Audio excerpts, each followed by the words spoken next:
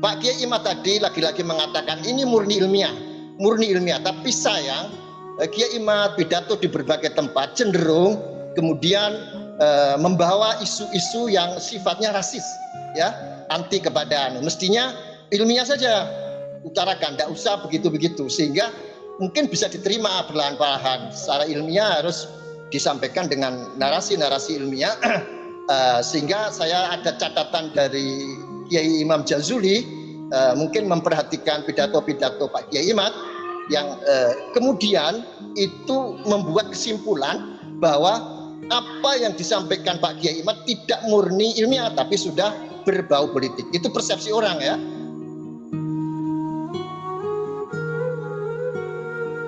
Ya, terima kasih Mas Yusuf. Terima kasih juga atas apresiasi dari Pak Hikam dan Kiai Mukhlas. Kemudian masalah kamu, Las, kalau meneliti saja, apa ilmiah saja, kalau ceramah jangan rasis dan sebagainya. Sebenarnya tulisan yang sering dibaca oleh para youtuber itu saya gunakan sebagai media di mana apa nilai-nilai ilmiah itu jangan sampai tercampuri oleh hal-hal lain, tetapi di dalam ceramah karena ini berhubungan langsung dengan masyarakat yang seperti Profesor Hikam tadi katakan, tidak mungkin banyak di antara mereka yang tidak memahami bahasa-bahasa ilmiah, maka kita menggunakan bahasa-bahasa yang apa namanya itu bisa dipahami oleh masyarakat.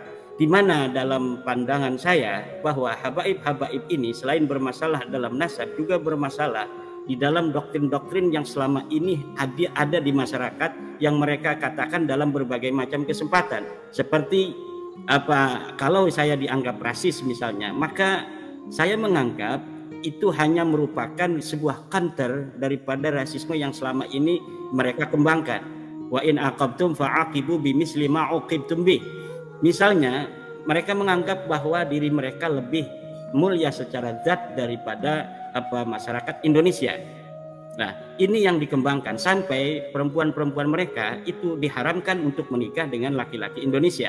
Ya, kita sebagai bangsa Indonesia kalaulah mengikuti paham-paham yang rasis demikian, kemudian menganggapnya itu adalah sebuah paham keagamaan yang benar, maka sama saja kita ini menghina kebangsaan kita sendiri sebagai bangsa Indonesia. Maka kesempatan ceramah-ceramah itu saya gunakan untuk mengangkat jati diri masyarakat Indonesia sehingga menyadari bahwa misalnya kita mengatakan leluhur-leluhur kita sejak zaman dulu bahkan sebelum Masehi sudah dikenal, misalnya di dalam sejarah tentang bagaimana di Yordania ditemukan sebuah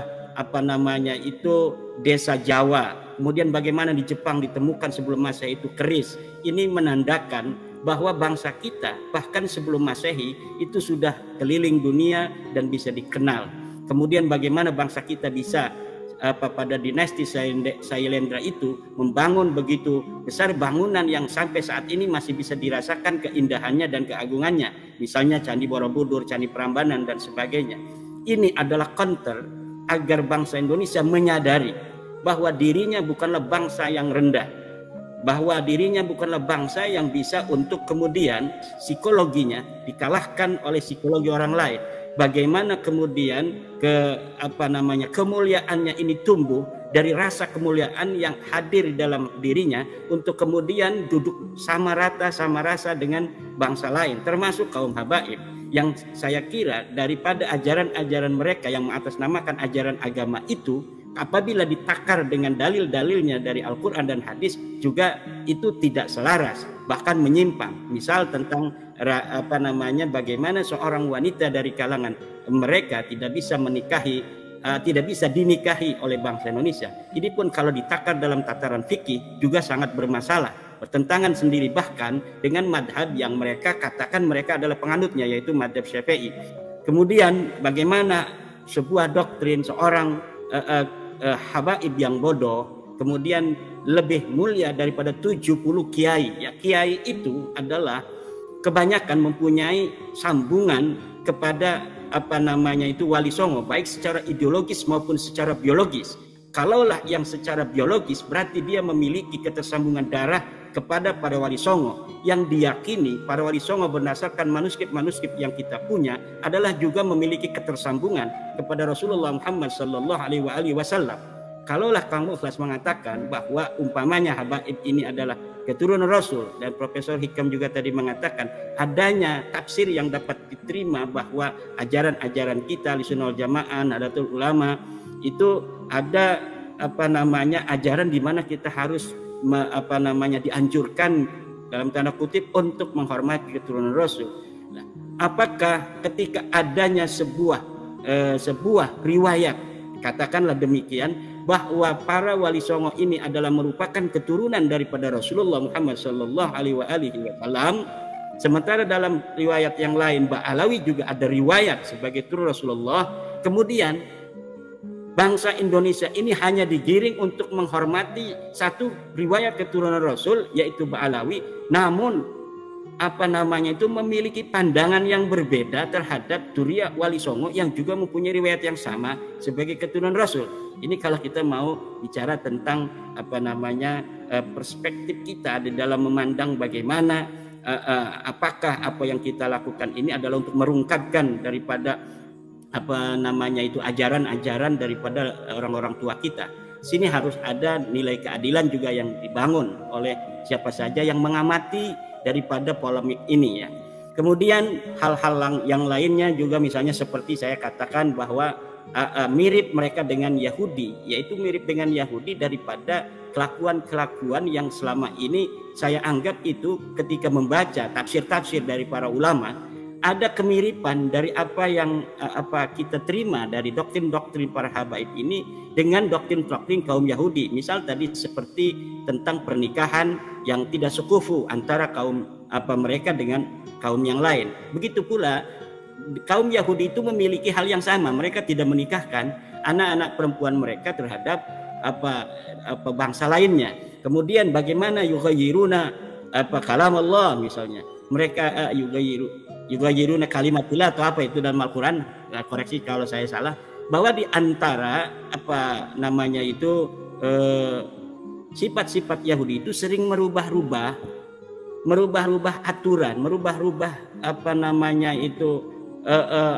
sejarah dan lain sebagainya. Nah, ini yang kita ingin sadarkan terhadap kaum muslimin yang merupakan kewajiban bagi kita sebagai orang yang diberikan sedikit pengetahuan, kemudian kita memberikannya kepada masyarakat. Jadi kalaulah itu dianggap agak rasis, ya karena memang ini mengkonter daripada doktrin-doktrin rasis yang telah berjalan puluhan tahun, kemudian kita mengatakannya dengan membalikkan logika-logika yang selama ini mereka kembangkan itu, mungkin ini akan terjadi gesekan, dan itu saya juga sudah dapat memperhitungkan. Makanya saya tidak terlalu mempermasalahkan misal tentang bagaimana ketika saya berceramah ada penolakan dan sebagainya. Saya kira tidaklah bijaksana kalau kita langsung menyalahkan mereka, sementara dulu kita juga ikut di dalam berperan mengajarkan itu. Coba lihat di dalam kitab saya Al-Fiqratun Nahdiyah, itu di dalam bab bagaimana kita menghormati para keturunan Rasul. Sebagai contohnya saya ambil Ba'alawi sebagai salah satu keturunan Rasul yang dikenal. Walaupun di situ masih saya cantumkan keturunan Wali Songo merupakan keturunan dari Ba'alawi, karena memang pada saat itu ketika saya menulis pengetahuan saya bahwa para Wali Songo itu pun merupakan keluarga dari Ba'alawi. Tapi ketika manuskrip-manuskrip kita dapat temukan dari Cirebon, dari Bangkalan, dari Tapal Kuda, daerah-daerah Tapal Kuda di Jawa Timur tahun 1611, 1624, kemudian 1700, kemudian di daerah Tasikmalaya kita temukan juga manuskrip yang dipegang para ulama, bahwa ternyata para Wali Songo ini tidak memiliki hubungan dengan para Ba'alawi, di mana sebelum itu kita mencantolkan para Wali Songo ke Ba'alawi itu karena memang ada manuskrip Cirebon, yaitu negara Kertabumi, yang menyatakan demikian. Kemudian secara masif dikembangkan ketika Habib Salim bin Jindan itu masih hidup, yang sering bersilaturahmi kepada kesultanan-kesultanan baik di Banten, Cirebon, Madura, kepada para kiai-kiai untuk mengkampanyekan bahwa memang para sultan-sultan, para wali itu adalah keturunan dari Ba'alawi. Kemudian karena ada dari ulama yang mengatakan, ada manuskrip yang ditemukan, yaitu manuskrip Negara Kertabumi, bahwa ini adalah para wali songo memiliki jalur ke Ba'alawi, maka kita terima. Maka saya pun menulis di dalam kitab saya Al-Fiqratun Nahdiyah, bagaimana umat Islam harus menghormati para keturunan Rasul, di antaranya adalah Ba'alawi, di mana Ba'alawi ini ada dari jalur wali songo, juga ada dari para habaib yang datang atau 19 dari Yaman. Nah, kemudian ketika kita menemukan hal lain, ya setelah tadi kita menemukan dari 2017, saudara-saudara saya dari Madura membawa manuskrip ke Banten, kemudian kita menolak serta-merta bahwa kita telah memiliki manuskrip dari Cirebon, dari Banten, bahwa kita ini adalah ke Ba'alawi. Nah, kemudian kita penasaran lebih meneliti lebih dalam, ternyata memang manuskrip itu pun palsu. Manuskrip yang berangkat tahun 1696 itu pun ternyata ditulis pada tahun 1960 dengan kertas Manila yang diproyeksi sedemikian rupa yang sehingga manuskripnya kelihatan tua. Akhirnya kita curiga dari itu, kemudian berkelindan masalah itu dengan masalah-masalah sosial dari doktrin-doktrin para habaib, penceramah oknum-oknum Ba'alawi yang saya kira itu sudah keluar daripada apa yang seharusnya diutarakan oleh para penceramah di depan publik. Maka berdasarkan itu semua kita melakukan daripada penelitian ini, dan menurut saya terutama bahwa kita wajib untuk memberi kabar, memberi kesimpulan ini kepada masyarakat, agar masyarakat pertama akan menyadari, tidak terlalu bisa terdoktrin, dan kemudian yang kedua adalah bahwa klaim keturunan Nabi itu bukan hanya dari Ba'alawi. Ada di Indonesia ini Al-Hasani dari keluarga Al-Jailani, ada dari keluarga Al-Idrisi, ada dari keluarga Ba'alawi yang mengklaim dirinya sebagai keturunan Rasul.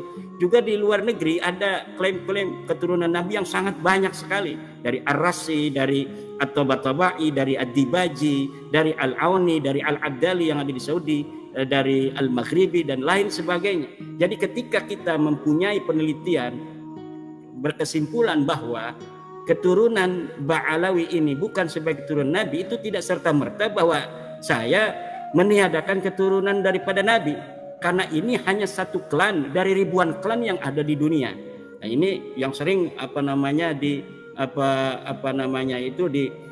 diungkapkan oleh pendukung Ba'alawi, bahwa ketika saya menafikan, membatalkan, memaudhu'kan nasab Ba'alawi, saya digiring, diframing sebagai orang yang menafikan duriyah daripada Rasulullah SAW. Tidak, karena duriyah Nabi itu berbagai macam jalur, dari Al-Hasani, dari Al-Husaini. Dari Al-Hasani itu ribuan marga yang ada di dunia hari ini, dari Al-Husaini pun demikian.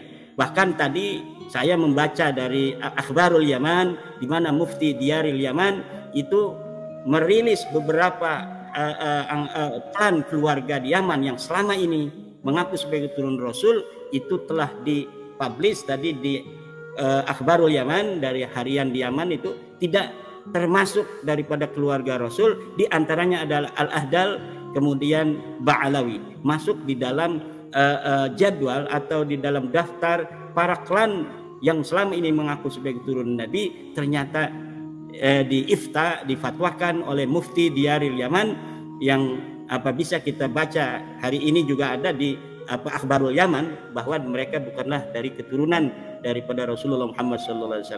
Jadi kepada terutama Kiai Mukhlas, bahwa apa yang selama ini didengar dari apa yang saya ungkapkan di atas panggung ceramah ini lebih terhadap counter dari doktrin-doktrin yang selama ini dikembangkan oleh para habaib, yang tujuan saya adalah untuk menjaga memberikan pagar agar bangsa saya, bangsa Indonesia ini, yang saya berada di tengah-tengahnya dan dianggap sebagai kita ini adalah orang-orang yang sama, satu bangsa, satu bahasa ini, dan mereka yang menganggap diri mereka berbeda dari kita dan bangsa saya pagari agar tidak bisa terdoktrin oleh mereka yang menganggap mereka berbeda dengan saya, berbeda dengan bangsa Indonesia, yang selama ini mereka menganggap diri mereka berbeda dengan kita. Jelas mereka menganggap diri mereka berbeda. Dan kalau mereka menganggap diri mereka berbeda dengan kita, dengan misal anak-anak perempuan dikampanyekan tidak bisa atau tidak boleh menikah dengan laki-laki dari bangsa kami, dan kita sekarang harus memiliki, menurut saya, jarak yang jelas bahwa kita berbeda dengan dia. Tidak bisa tidak ketika kita harus mengatakan kita berbeda dengan dia. Dari situlah akan mulai tumbuh dari bangsa saya, bangsa Indonesia, dari Aceh sampai Papua, perasaan bahwa kita harus juga bisa mulia seperti mereka mengklaim kemuliaan itu. Dan ini yang saya sedang upayakan, baik itu dipahami positif atau tidak oleh masyarakat, itu saya tidak terlalu mempedulikan.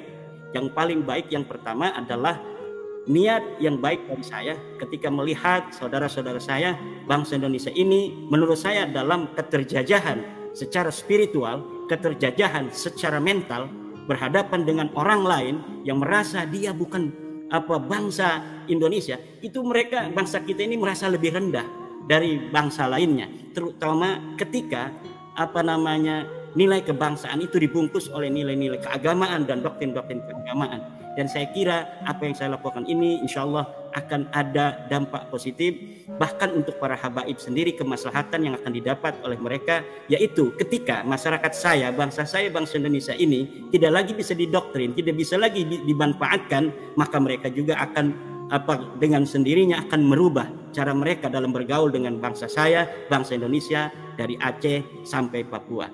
Demikian.